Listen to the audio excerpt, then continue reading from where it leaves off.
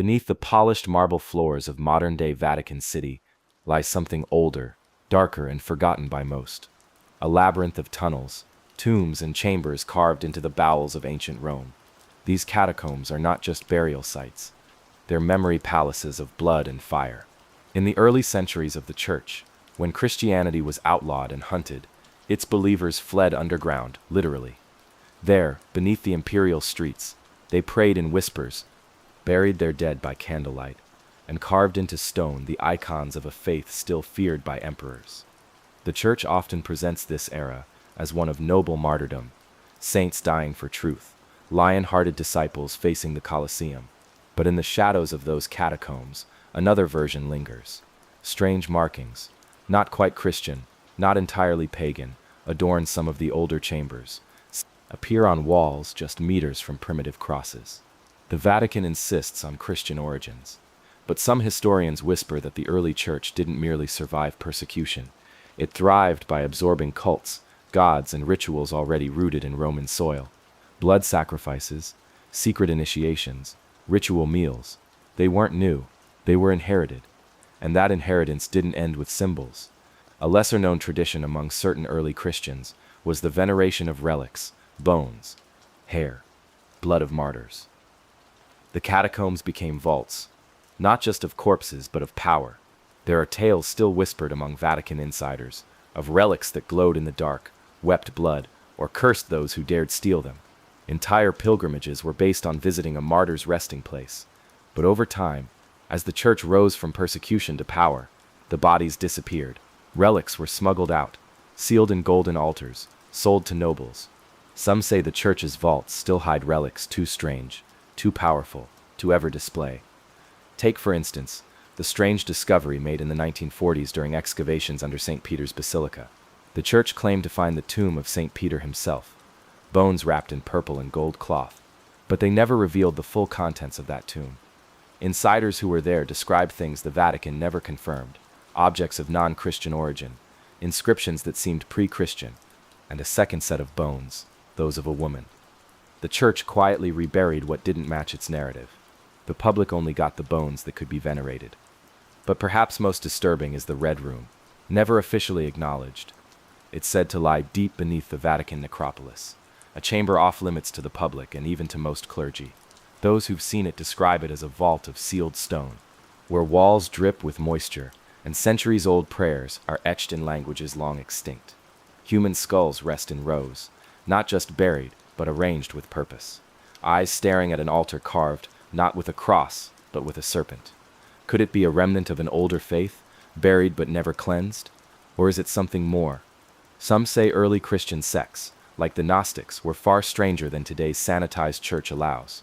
They believed in secret knowledge, in dual gods, one of light, one of dark. That perhaps the serpent was never Satan, but a symbol of wisdom stolen from humanity. The Red Room, then, might not be a place of blasphemy, but of the original, unfiltered truth, one the Church had to erase to survive. Even today, when dignitaries are given private tours of the catacombs, certain hallways remain blocked by locked gates.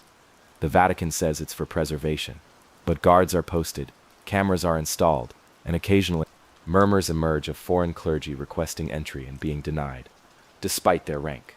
What lies in those off-limits chambers?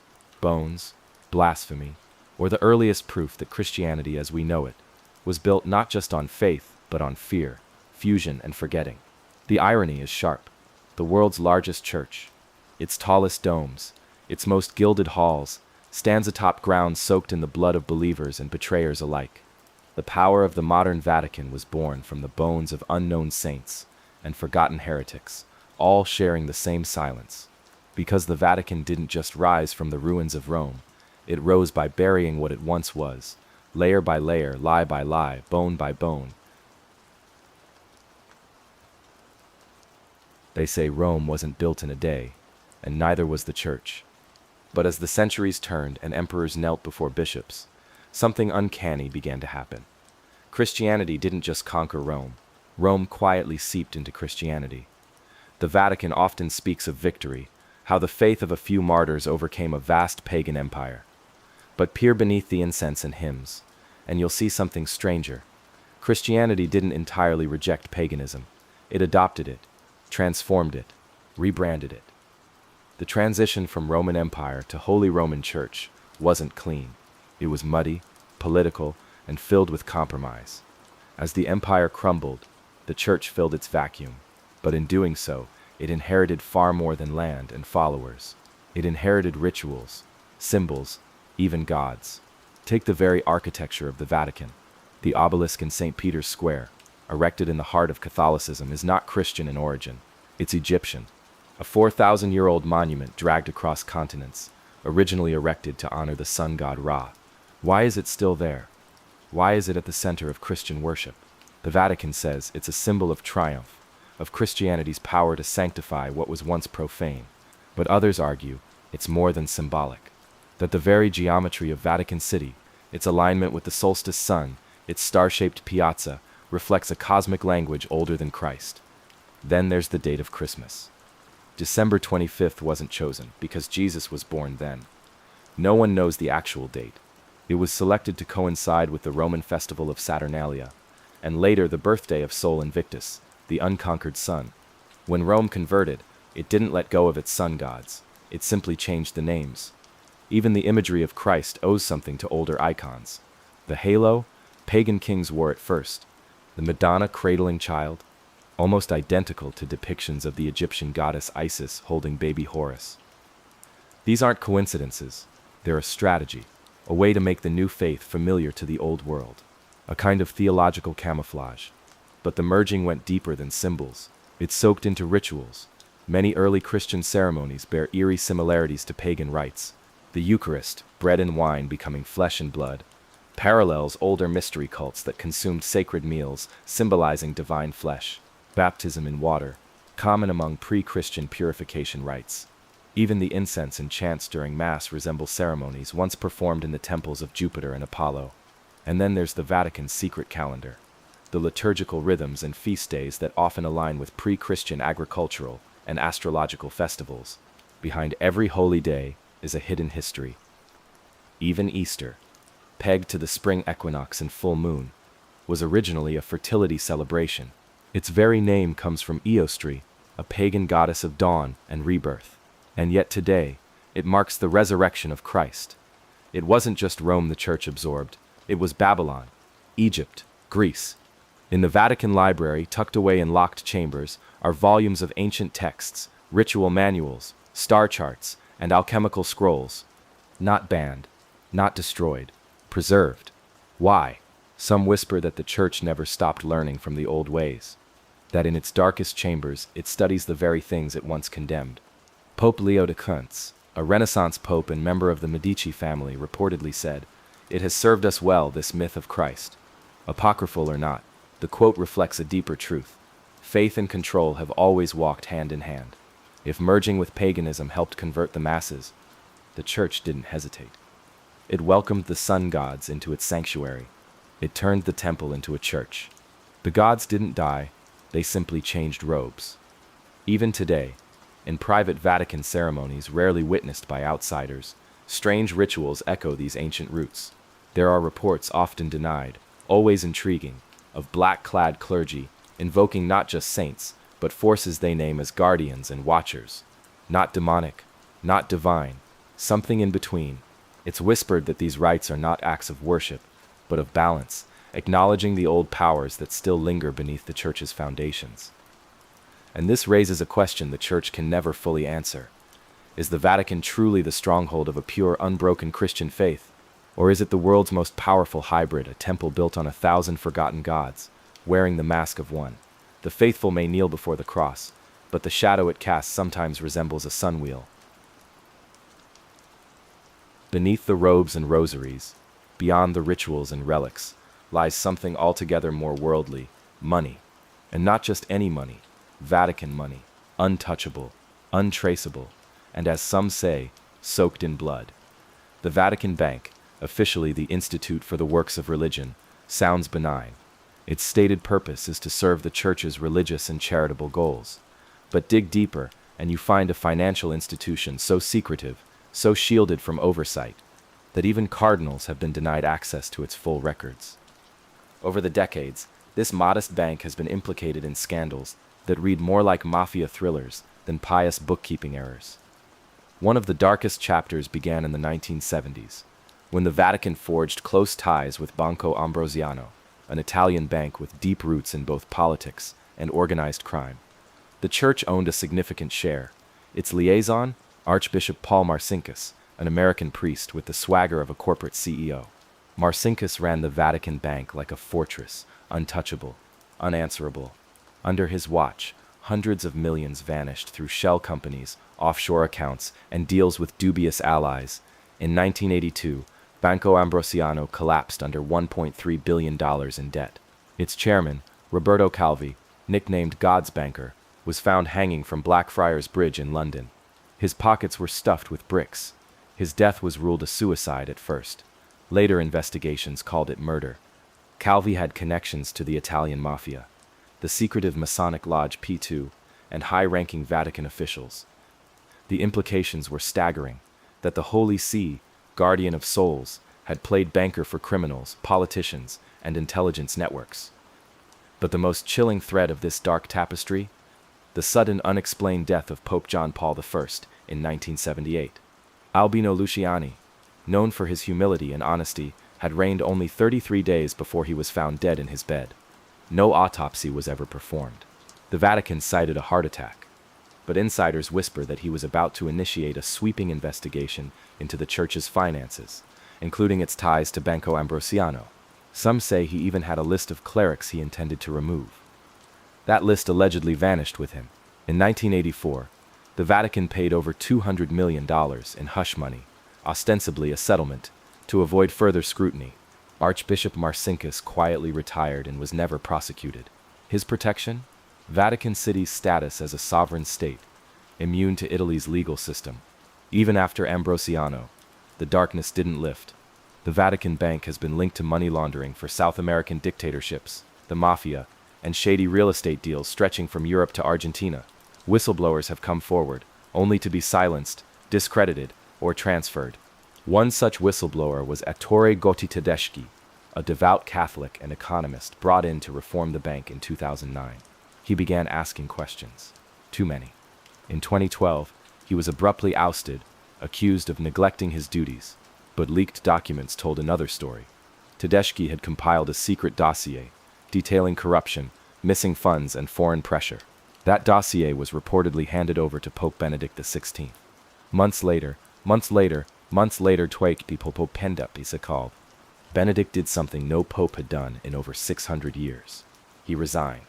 Officially, due to age and health. But the timing raised eyebrows. What had he read? And what about the so-called Vatileaks scandal? In 2012, confidential Vatican documents were leaked, revealing infighting, blackmail, and financial corruption at the highest levels. The Pope's own butler, Paolo Gabrielli, was convicted of theft, but many believed he was a pawn. Someone else had pulled the strings. The documents described a church under siege from within, cardinals fighting for control, secret factions, and always behind the curtain the money. The Vatican's finances remain a black box, no external audit, no accountability. Its bank operates under its own laws, answerable only to a select few. In recent years, the Holy See has promised reform, transparency, but each promise seems to lead to a new scandal. Embezzlement, luxury apartments bought with charity funds, millions funneled to unknown entities. And through it all, the faithful donate, believing their coins fund missions and miracles. But some of that money, perhaps much of it, disappears into a maze of accounts, papers, and deals sealed with prayers but soaked in secrecy. They call it God's bank. But if God walked in and asked to see the books, even he might be denied access.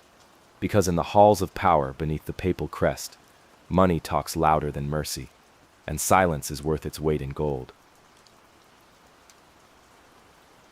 Locked behind bronze gates and marble corridors deeper than the average tourist will ever tread, lies one of the Vatican's most mysterious chambers, the Apostolic Archive, formerly, and perhaps more honestly, called the Secret Archive.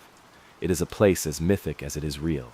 Stretching over 50 miles of shelving, it houses documents that span more than 12 centuries, births of kings, excommunications of emperors, records of trials, treaties, heresies, and heretics. all sealed under the Church's watchful eye. But it's not just the size or age of the archive that gives it power. It's what's never been seen. Publicly, the Vatican insists there's nothing sinister inside.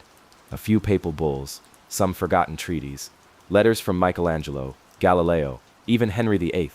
But whisper that in the ear of a theologian, a historian, or a conspiracy theorist, and they'll smile. Because everyone knows the real treasures, perhaps the real dangers, lie in the documents the Church won't release. Like the Gospel of Judas. For centuries, the Church taught that Judas Iscariot was the ultimate traitor, the man who sold out the Son of God for 30 silver coins. But in a document hidden for centuries, and only partially revealed, another version of the story emerges, one in which Judas isn't a villain, but a chosen instrument, Christ's most trusted disciple, obeying divine orders. If this version were ever made official, it would upend 2,000 years of doctrine. And yet, that gospel exists. And where was it reportedly once stored? In a Vatican vault. Or the Letter of Clement, an early Christian text with eerie references to forbidden knowledge and layers of salvation that challenge the idea of salvation by faith alone. Its implications suggest the Church may have suppressed entire teachings, not out of heresy, but control. If salvation required secret knowledge, the masses would no longer be safe in their pews. Then there's the Sibylline books, ancient Roman prophecies reportedly absorbed by the early Church. These books, destroyed and rewritten multiple times, were believed to contain the fates of empires. Some claim fragments were preserved and are now housed, not in a museum, but in the secret archive, locked behind reinforced doors, protected by Swiss guards trained in more than parade protocol. And what of the technology? During the reign of Pope Sylvester II in the 10th century, rumors swirled that he possessed a talking head, a mechanical device capable of answering questions, perhaps a relic from Islamic scholars or even older sources. He was accused of sorcery. He died under mysterious circumstances. Some believe his knowledge and his device were sealed away and not lost. Then there's Galileo. The Church condemned him in 1633 for claiming the Earth orbited the Sun. But what most don't realize is that the Vatican had possession of his notes. Notes that indicated the Church had known about heliocentrism for decades before the trial. Why the charade? Because acknowledging it would have undermined the Church's claim to infallibility. If the heavens didn't revolve around Earth, perhaps neither did God's attention. But even more disturbing is what's said to be hidden from modernity, proof that the Church once knew more about the nature of the soul and of death than it admits today. Reports describe letters between popes and occultists, bishops and astronomers, referencing divine geometry, stargates, and the veil between this world and the next. Some believe these were studies of consciousness itself, how to preserve it, move it, or even manipulate it. Tales persist of a locked room in the archive containing books bound in strange leather, etched in languages no modern scholar has decoded. Some call it the Black Codex, a volume said to describe the fall of an angel not mentioned in any Bible, and a warning of what would happen if man tried to take God's place. Whether fact or fiction, these stories endure, and the Vatican, when asked, smiles and changes the subject. Even the recent gesture to rename the archive from secret to apostolic was less about transparency and more about optics, because nothing inside has changed. Scholars are still restricted, documents are still sealed, and a long list of texts, ranging from Gnostic Gospels to records of demonic possession, remain off limits. What does the Church fear? That knowledge might destroy faith? That truth might unseat doctrine? Or perhaps it knows something darker, that some knowledge was never meant to be read, that within those stone walls lie stories not just of mankind, but of entities and events that tear at the fabric of belief, unanswered questions, forbidden science, and secrets so old, even the Church dares not speak them aloud, because power built on silence must protect itself at all costs. Some doors in the Vatican are locked with keys, others with rituals, and then there are those sealed by fear. Behind the polished faces of saints and solemn bishops lies a part of the Vatican rarely discussed outside whispered corners, its long and uneasy dance with the supernatural. The Church's official position is cautious. Yes, evil exists. Yes, demons are real. And yes, exorcisms are performed, occasionally. But the truth, hidden behind stained glass reverence, is more unsettling. The Vatican has an entire department dedicated to spiritual warfare. and its caseload isn't shrinking. Exorcism isn't a myth, it's a ministry, and within Vatican walls, it's alive and growing. The Church trains hundreds of priests globally in the rite of exorcism, many of them sanctioned directly by Rome. But some of the most disturbing cases, the ones never made public, are handled quietly, without fanfare, by a very select inner circle. These are priests who don't speak to press, don't appear in church directories, and don't exist on paper. They are Vatican-sanctioned spiritual operatives, men trained to confront what the Church deems diabolical, though some say what they really face is far older, stranger, and not of this earth. Take the case of the screaming nun in Spain, an exorcism so intense that multiple priests reportedly left the church after witnessing it. Eyewitnesses claimed the woman levitated, her voice shifting into unknown tongues, languages not spoken for centuries. Vatican representatives appeared days later, records vanished, the convent was closed, and a senior official reportedly said, "That was not a demon, that was something else." Files from the incident are believed to be sealed in a Vatican vault labeled not under exorcism, but non-human manifestations, and then there are the relics, beyond the bones of saints and splinters of the cross. There are darker items kept far from public eyes, locked away in climate-controlled chambers, guarded not just by steel but by spiritual protections. The chalice of Valencia, said to grant visions, but at a price. The chains of St. Peter, rumored to induce madness in the impure, and a stone, dull and cracked, believed to have fallen from the sky during an exorcism in Ethiopia. A stone that hums under certain frequencies. There are Vatican priests who believe these relics are not merely spiritual artifacts, but technological remnants, powerful objects left behind by beings mistaken for gods, demons, or angels. The Church has long blurred the line between divine and extraterrestrial, heresy and prophecy. Ancient texts within the Vatican's restricted sections refer to watchers from the sky and fallen beings of light, whether metaphor or memory. The Church has taken such passages seriously enough to hide them. And then there are the disappearances. Over the centuries, dozens of priests assigned to exorcist duties have vanished. Some were reassigned mysteriously, their previous parishes left uninformed. Others simply disappeared. One such case involved a French priest in the 1960s, Father Henri Rousseau, who claimed to have uncovered a gateway during a ritual outside Lyon. He wrote to the Vatican about a presence without origin or end, older than God himself. He was never heard from again. His personal effects were collected by unnamed agents and flown directly to Rome. His journals, never seen again. The Church walks a razor's edge between faith and fear, belief and control. It tells the faithful that God triumphs over evil, but within its walls, some clergy speak more quietly. They admit that not every door should be opened, that not every cry for help is answered by prayer alone. In recent years, the Vatican has expanded its guidelines on spiritual disturbances. There is now a term used internally, residual entities. Not demons, not ghosts, something else. Something that doesn't fit the theological model. Reports describe flickering lights in sealed cathedrals, voices in Vatican chambers with no source, sudden illnesses among investigators reading certain ancient texts. These cases aren't made public. They're filed, prayed over, and locked away. It's said that every new pope is briefed on a set of files kept in a locked drawer in the papal apartments. Not about politics, not about doctrine, but about the anomalies, encounters, manifestations, and items the Church cannot explain. A burden of knowledge passed from one Holy Father to the next. A reminder that the Vatican does not rule over a world of certainty. It governs amid mystery. And yet they still bless the crowds, still offer communion, still preach peace.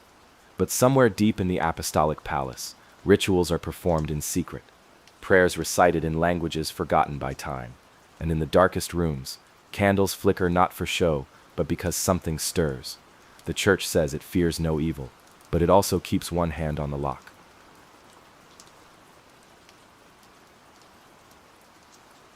Power wears many faces in the Vatican, but perhaps none more enigmatic and controversial than the Jesuits, officially known as the Society of Jesus.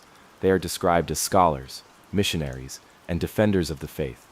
But to those who have watched closely, the Jesuits are something else entirely, the Vatican's most secretive and strategic order, a brotherhood bound not just by vows of poverty and obedience, but by a hidden architecture of influence that spans centuries and continents. Founded in 1540 by Ignatius of Loyola. The Jesuits were born in fire, created to counter the Protestant Reformation and reclaim lost Catholic territories. But they didn't just bring scripture.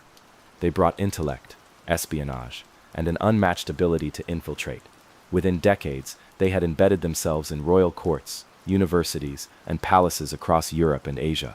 Their oath of loyalty was not just to God, but directly to the Pope. A soldier of Christ, Loyola called himself. But many saw him as the first commander in a war of silence and shadows. Unlike other orders, Jesuits were trained not just in theology, but in psychology, linguistics, astronomy, even cryptography. Wherever knowledge flowed, Jesuits followed. Studying native languages in Japan, embedding in Chinese imperial courts, mapping the stars in the New World.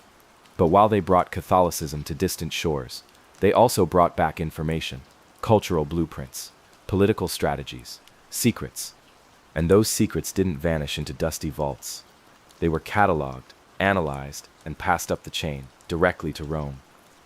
Over time, whispers began to circulate, that the Jesuits weren't just missionaries, but agents, that they influenced elections, toppled monarchies, even forged treaties under aliases.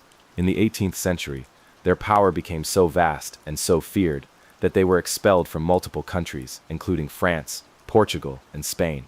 The official charge: political subversion. Behind the curtain, kings feared them not for heresy, but for influence. By 1773, even the Pope, under pressure from secular rulers, suppressed the entire order. But here's the mystery. The Jesuits didn't vanish. They went underground, continued teaching, continued gathering, and in 1814, they were quietly reinstated by Pope Pius VII. No apology, no explanation, just a quiet return to the stage, and they've never left it. In modern times, the Jesuits have kept a lower profile, but the strategies haven't changed. Jesuit institutions now educate presidents, prime ministers, scientists, and CEOs. Georgetown, Fordham, Sophia University in Tokyo. Over 200 universities and thousands of schools bear their mark. Yet behind this academic front, some believe the old network remains intact, a web of clergy and lay people loyal not to any nation but to the order. And what of the Vatican itself? For centuries, no Jesuit ever became pope. Too controversial, too independent. But in 2013, that changed. Jorge Mario Bergoglio, Pope Francis, became the first Jesuit pontiff in history. On the surface, a man of humility and reform. But beneath that smile lies a mind trained in the traditions of the society, strategic, calculating, and beholden to no faction but his own. Under Francis, the Church has shifted, silently, swiftly. Doctrinal absolutes have softened. Political alignments have blurred. The power dynamics within the Curia, the Vatican's administrative body, have been shaken. Some see a reformer. Others see a quiet revolution. But among those who know the Jesuits best, the pattern is familiar. Influence without fingerprints. Control without claims. Jesuit records are notoriously inaccessible. Unlike other orders, they do not publish detailed internal histories. Their archives are decentralized, fragmented, sometimes written in codes. A former Vatican insider once described them as a church within the church. Another called them Rome's secret hand. And then there are darker rumors, unsubstantiated but persistent, of Jesuits involved in intelligence work during the Cold War, of clerics who acted as intermediaries between the CIA and the Vatican, of influence peddled not just through religion, but through blackmail, information, and occasionally, silence. In Argentina, during the Dirty War, the young Father Bergoglio faced accusations never proven of failing to protect fellow priests from the military regime. Some say he did what he could. Others believe he cut quiet deals. It's the Jesuit way. Pragmatic, behind the scenes, always 3 moves ahead. Even their symbols hint at hidden truths. The Jesuit seal, IHS, surrounded by rays, has been interpreted as both a declaration of Christ and an occult sigil. Their motto, ad majorem Dei gloriam, for the greater glory of God, is often followed by a second phrase, whispered not written, by any means necessary. So what is the true nature of this ancient brotherhood? Are they spiritual warriors, as their founder intended, or have they become something else? A sovereign intelligence body within the Vatican, with loyalties that transcend popes, councils, or even scripture? Perhaps both. Because in a city built on secrets, the Jesuits have mastered the art of the invisible hand. And while the faithful look to the altar, they operate behind the veil, where faith and strategy meet, and no one is ever quite sure who's pulling the strings. There are sins, and then there are secrets dressed as sanctity. And perhaps no revelation has shaken the Vatican's carefully composed image more than the cascade of abuse scandals that shattered its global trust. For decades, it wasn't just the crimes themselves, it was the concealment, the quiet relocations, the sealed records, the silence that screamed complicity. From Boston to Berlin, Dublin to Santiago, wave after wave of survivors emerged, many speaking for the first time, after decades of shame and trauma. What united them wasn't just the abuse, but the reaction that followed. Instead of justice, they encountered cover-ups. Instead of protection, they were told to pray and forget. And behind those choices was a system, vast, organized, and disturbingly efficient. Inside Vatican walls, abuse was not always denied, it was managed. Cases were not forwarded to civil authorities, but to the Congregation for the Doctrine of the Faith, the Vatican office responsible for doctrinal purity, and ironically, formerly known as the Inquisition. For years, Cardinal Joseph Ratzinger, later Pope Benedict XVI, oversaw this department. While some argue he took the abuse more seriously than others before him, even he faced accusations of delayed actions, particularly in high-profile cases like that of Father Marcial Maciel, founder of the Legionaries of Christ. Maciel abused children, fathered secret families, and manipulated entire communities. Yet for decades, he remained protected, praised, untouchable. How? Because he had allies. Money flowed from his order into Vatican coffers.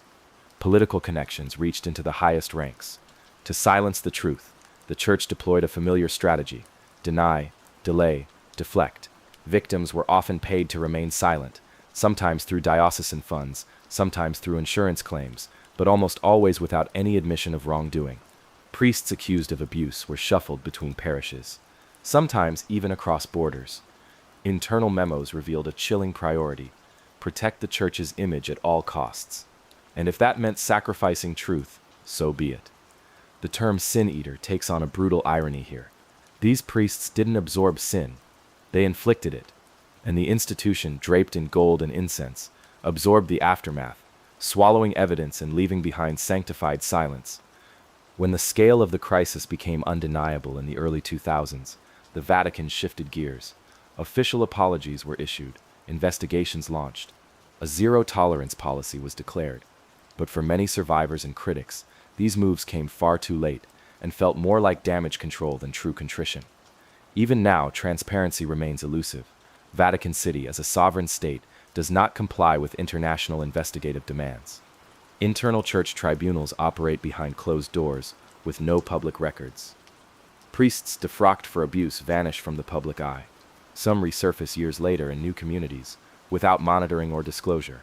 A chilling example: in 2014, former papal diplomat Józef Wesofowski was found guilty by the Vatican of possessing child pornography. He was placed under house arrest in the Vatican. Before he could be tried in Vatican court, he died suddenly. Heart attack, the Church said. Some whispered suicide. Others weren't so sure. Whatever the cause, the truth went with him. And what of the victims? Many live with scars invisible to the eye. Some took their own lives. Others continue to fight, not just for justice, but for recognition that their pain was real. Their voices silenced by robes more concerned with ritual than righteousness. The Church claims reform, and to an extent some efforts are genuine. Commissions have been formed, new protocols implemented. Pope Francis has removed some bishops, chastised others. Yet at the heart of the Vatican, many of the old structures remain untouched. A culture of secrecy, a hierarchy trained to protect its own, and an institution that still asks its flock to believe it, before they believe the wounded. The most tragic irony? These crimes were committed not just by men of the cloth, but by those entrusted to be spiritual fathers, confessors, counselors, caretakers of the soul. Their actions didn't just violate bodies, they fractured belief itself. And behind them stood a system, robed in red and white, silent, watching, because to preserve its kingdom, the Vatican learned long ago that sin can be managed like any other currency, so long as it stays quiet, and out of sight. There are sins, and then there are secrets dressed as sanctity. And perhaps no revelation has shaken the Vatican's carefully composed image more than the cascade of abuse scandals that shattered its global trust. For decades, it wasn't just the crimes themselves, it was the concealment, the quiet relocations, the sealed records, the silence that screamed complicity. From Boston to Berlin, Dublin to Santiago, wave after wave of survivors emerged, many speaking for the first time, after decades of shame and trauma. What united them wasn't just the abuse, but the reaction that followed. Instead of justice, they encountered cover-ups. Instead of protection, they were told to pray and forget. And behind those choices was a system, vast, organized, and disturbingly efficient. Inside Vatican walls, abuse was not always denied, it was managed. Cases were not forwarded to civil authorities, but to the Congregation for the Doctrine of the Faith, the Vatican office responsible for doctrinal purity, and ironically, formerly known as the Inquisition. For years, Cardinal Joseph Ratzinger, later Pope Benedict XVI, oversaw this department. While some argue he took the abuse more seriously than others before him, even he faced accusations of delayed actions, particularly in high-profile cases like that of Father Marcial Maciel, founder of the Legionaries of Christ.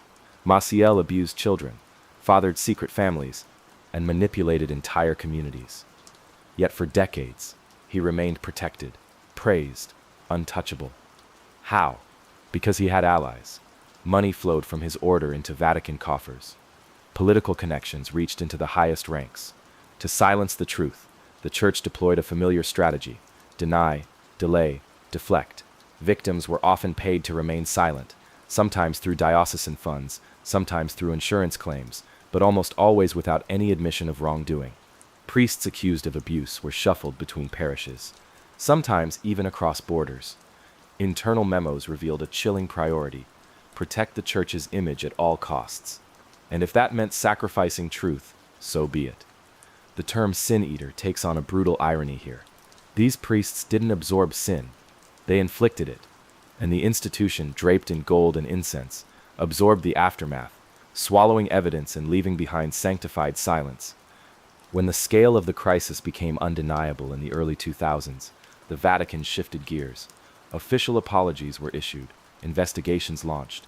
A zero-tolerance policy was declared.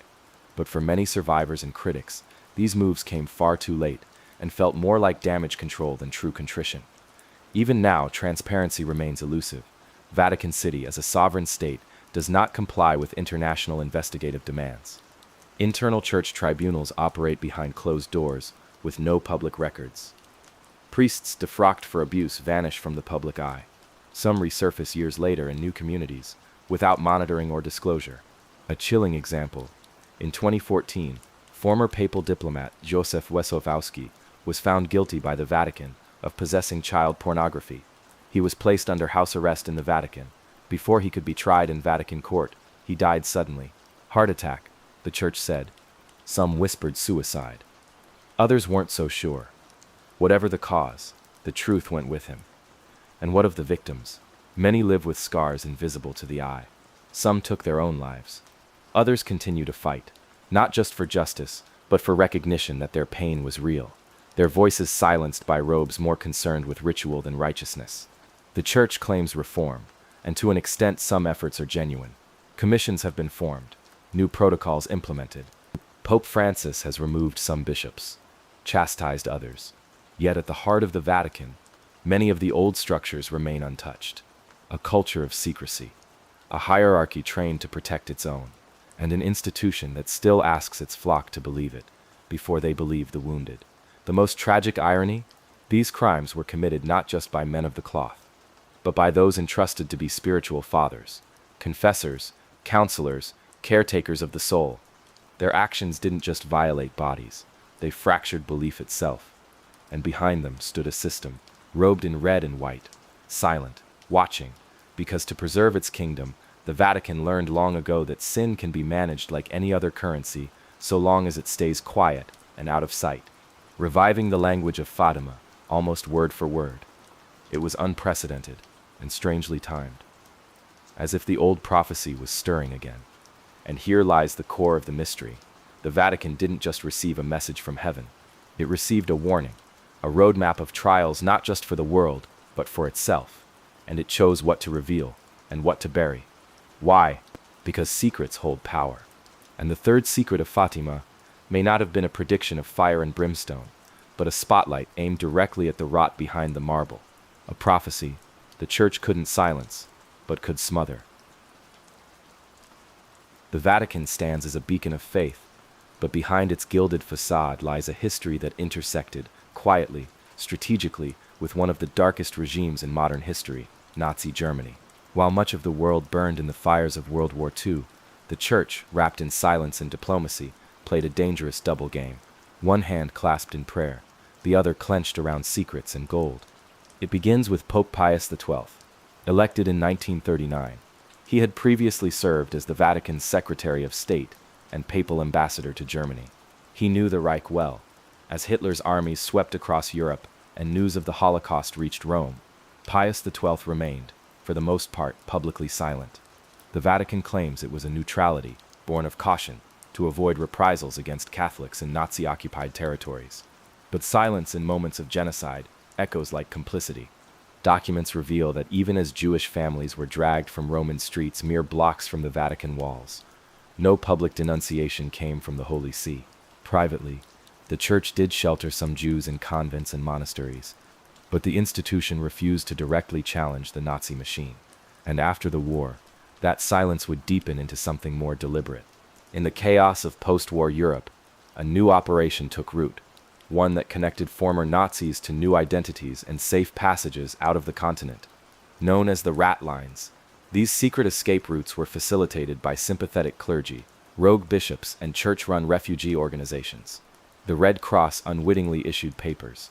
The Church provided shelter. Argentina and other South American nations opened their doors. Among those who escaped, Adolf Eichmann, Joseph Mengele, Klaus Barbie, all high-ranking Nazis. All shielded, at least in part, by a pipeline that passed through Church hands. Was it rogue clergy, or sanctioned from above? The Vatican has never fully disclosed. But figures like Bishop Alois Hudal, an Austrian cleric stationed in Rome, openly aided Nazis in the name of anti-communism. He wrote that helping these men escape was a service to Christian civilization, and yet Hudal wasn't removed from his post until years later, long after the damage was done. Then there's the gold. Investigations into the Vatican Bank have uncovered trails of wealth linked to looted Nazi assets. In 1997, a U.S. State Department report suggested that gold stolen from Jewish victims plundered by the Nazi puppet regime in Croatia had been transferred through Vatican channels. The Church denied it, of course, but Swiss bank records and survivor testimonies hint at transactions too large, too deliberate, to be dismissed as accidents. Behind closed doors, a chilling rationale emerged. Better the Church align with rising powers, even monstrous ones, than risk losing its influence altogether. After all, the Reich had declared itself Christian in origin.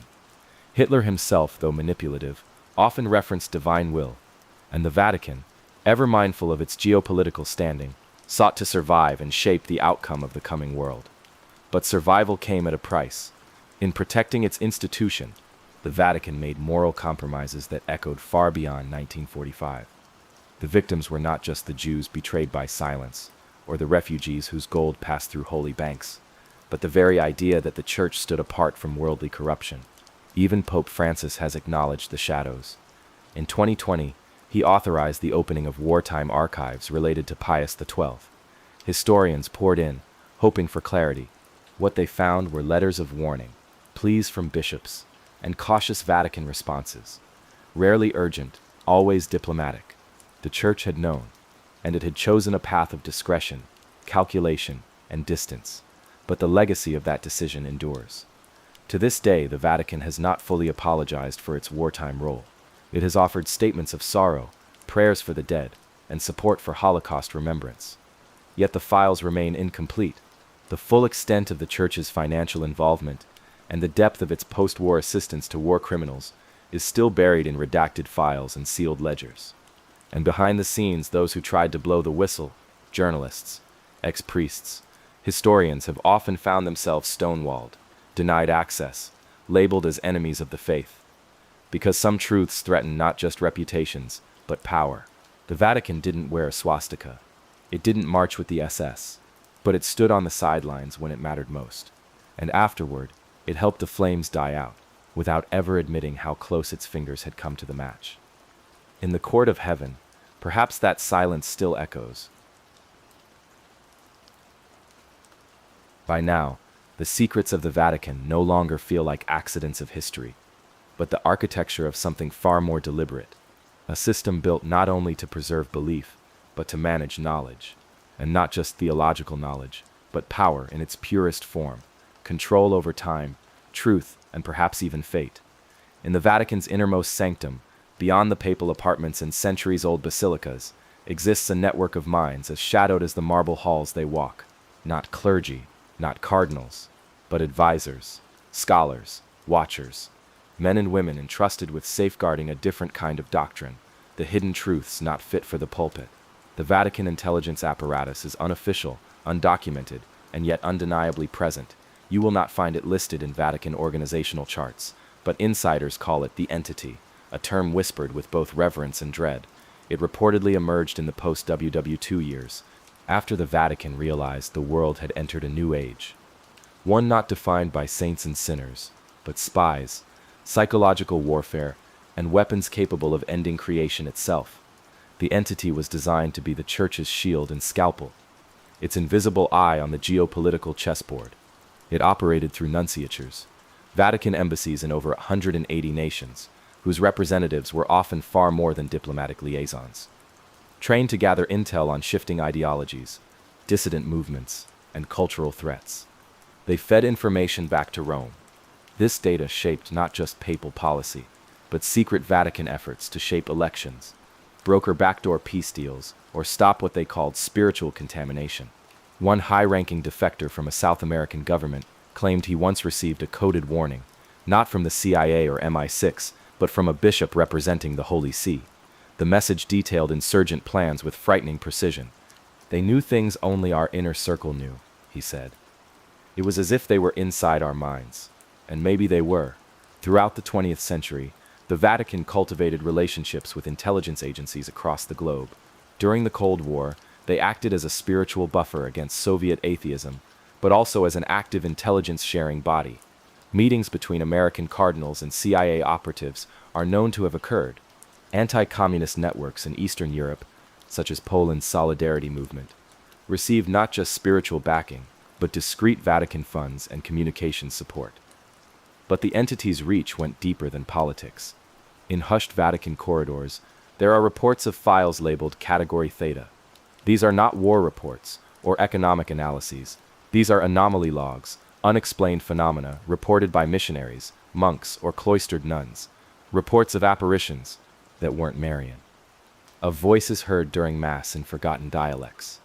Of blood spontaneously appearing on altars in regions with no history of martyrdom. Some priests assigned to investigate these cases never returned.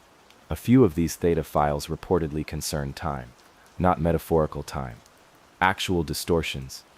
Events where clocks stopped, where people reappeared hours after they vanished without aging.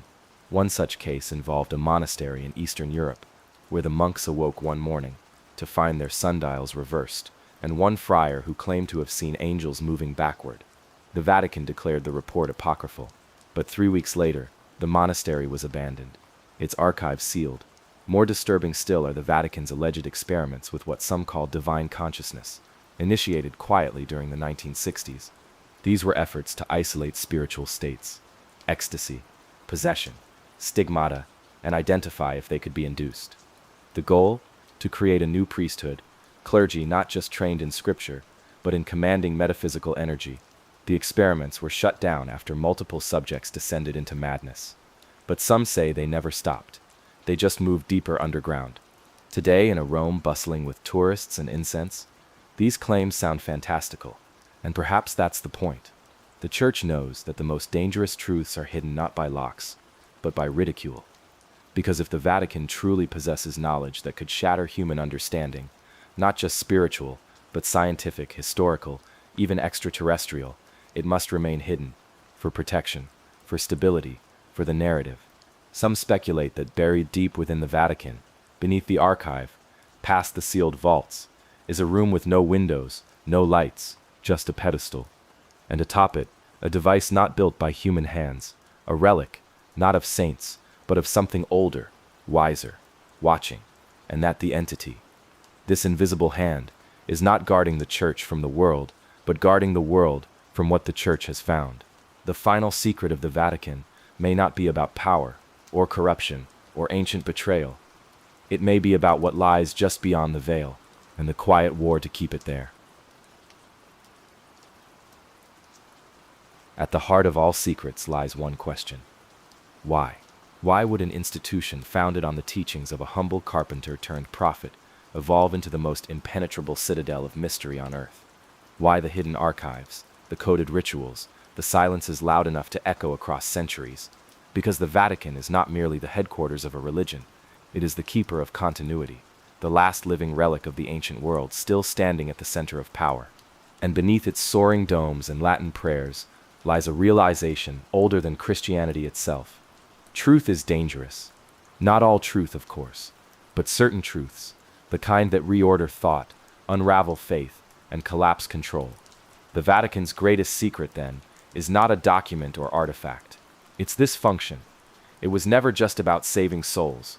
It was about managing reality, guiding humanity down a narrow corridor of belief, bordered by doctrine, reinforced by ritual. Keep the people praying. Keep the deeper currents hidden. And this mission didn't start in the catacombs of early Rome. It stretches further back into the heart of Babylonian priesthoods, into Egyptian mystery schools, into the sacred libraries of Alexandria before the flames. The Church, over centuries, inherited the remnants of these ancient systems, not just the symbols, but the knowledge, astronomy disguised as astrology, energetics passed off as miracles, cosmic cycles encoded into parables, and at the center of it all, man's relationship to the infinite. To God, yes, but also to the machine of existence, to consciousness, to time, to death.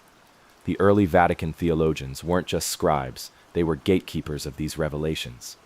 They knew that certain ideas, if let loose, would ignite revolutions of thought. The idea that salvation didn't require the church, that heaven and hell might not be places, but states of perception, that the divine could be contacted, not through a priest, but within. These were not merely heresies. They were threats to the system. So the stories were rewritten, the Gnostic Gospels suppressed, the mystics monitored, the alchemists excommunicated, and in their place order, a god with a throne, a church with keys, a hierarchy extending from heaven to Rome. But cracks remained. Occasionally knowledge slipped through, like the teachings of Meister Eckhart, the visions of Hildegard of Bingen, the coded diagrams of Da Vinci. And always, the Vatican was close behind, watching, reframing, reabsorbing. The 20th century brought new dangers. Science began treading into territory once reserved for saints. Quantum theory hinted at realities shaped by observation, echoing ancient texts the church had locked away. Neuroscience poked at the soul. Artificial intelligence reached for godhood. And yet, through it all, the Vatican adapted. It cloaked its archives in digital silence. It welcomed dialogue with scientists, while reserving its most sacred findings, and most quietly of all, it prepared. Because there is a whisper that grows louder each decade. Something is coming. Not a war, not a judgment, a shift.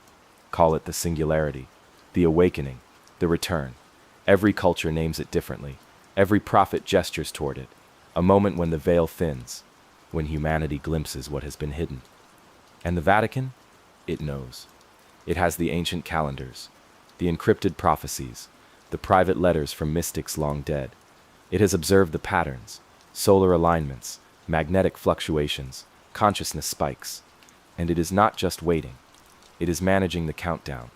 That is why popes speak now more than ever about discernment, vigilance, and a new era. Why reforms are made, ever so cautiously. Why ecumenical councils talk about unity in ways that echo not just theology, but cosmology. Because the final secret of the Vatican may be this. They are not just guarding relics, not just hiding sins, not just preserving history. They are preparing the church for what comes after. After the doctrine falls away, after the illusion of control breaks, after humanity realizes that the temple was always within. And in that moment, when the veil lifts and the truth burns away the old story, what will remain? Perhaps only silence.